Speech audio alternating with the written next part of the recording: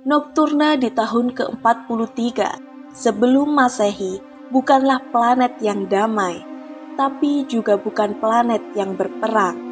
Itu adalah masa paling sibuk bagi Nocturna dalam membangun peradaban bangsanya. Jauh sebelum kerajaan Dystopia berdiri, ada kerajaan lain yang dianggap paling modern.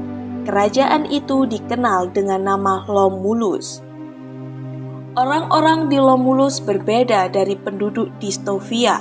Mereka tinggi, berkulit putih, bertubuh kekar, berjenggot, dan memiliki mata berwarna hijau.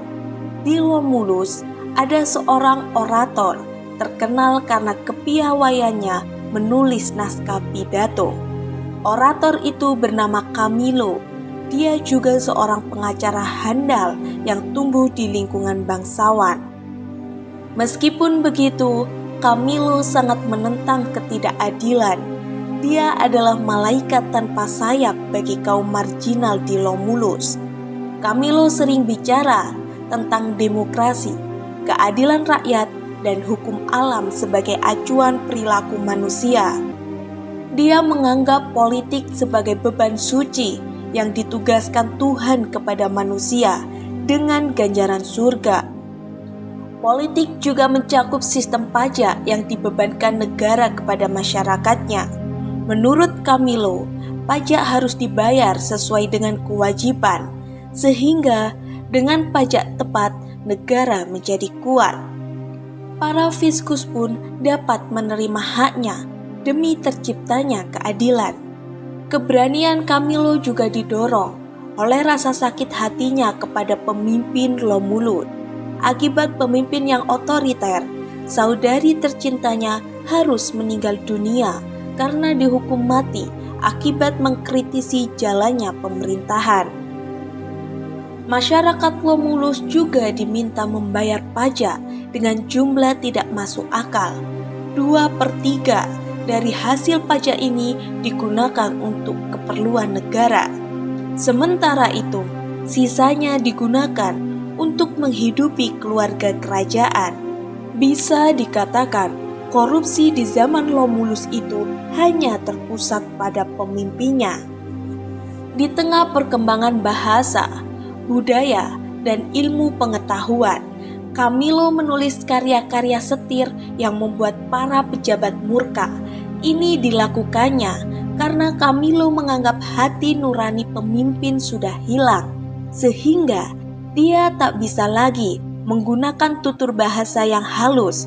Namun, dia juga tidak ingin berperang, karena perang hanya akan melukai lebih banyak orang. Suatu hari, karena orasi vulgarnya mengkritisi pemerintah Lomulus, Camillo diasingkan ke sebuah pulau terpencil. Di tengah kesunyian malam, dia berdoa kepada Tuhan, meminta keadilan bagi seluruh rakyat, bukan hanya di Lomulus, tapi juga di kerajaan-kerajaan lainnya. Doa ini dilantunkan karena setiap malam Camillo juga mengalami mimpi aneh selama 100 malam berturut-turut. Dalam mimpinya, dia melihat orang-orang berpakaian modern menodongkan senjata kepada orang utan dan masyarakat miskin. Mereka berpesta pora dengan menyantap daging dan apel, tanpa peduli pada orang utan yang menangis di dalam kandang dekat mereka.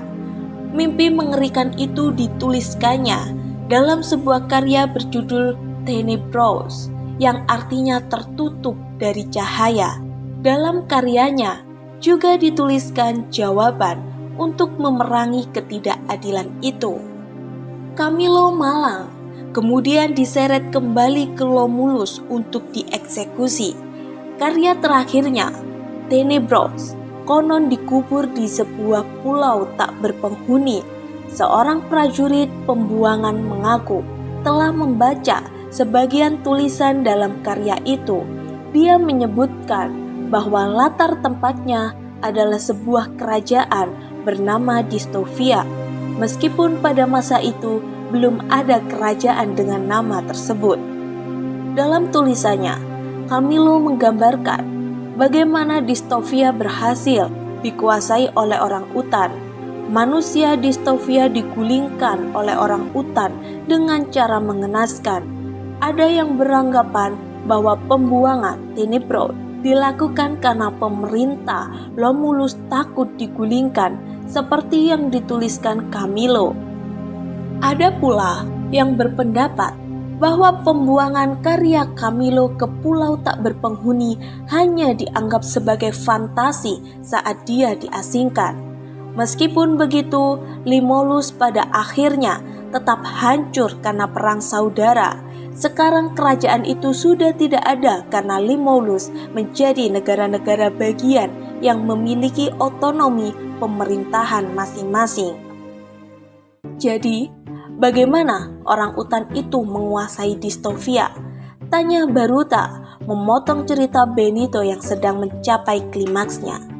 Baruta tidak sabar mendengarkan cerita, akhirnya mengenai cara orang utan menggulingkan manusia culas itu dengan mata berbinar dan senyum memohon.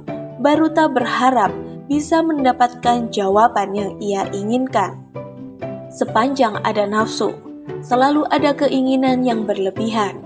Sejauh ada ketakutan, selalu ada alasan untuk menghindar.